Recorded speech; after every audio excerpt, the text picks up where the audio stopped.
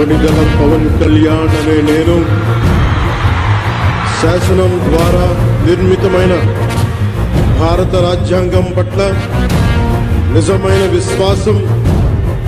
విధేయత చూపుతానని, భారతదేశ సార్వభౌమాధికారాన్ని, సమగ్రతని కాపాడుతానని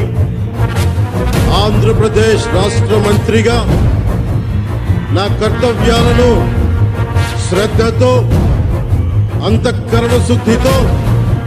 నిర్వహిస్తానని, భయం గాని, పక్షపాతం గాని, రాగద్వేషాలు గాని లేకుండా రాజ్యాంగాన్ని, శాసనాలని అనుసరించి ప్రజలందరికీ న్యాయం చేకూరుస్తానని దైవ సాక్షిగా ప్రమాణం చేస్తున్నాను. నేను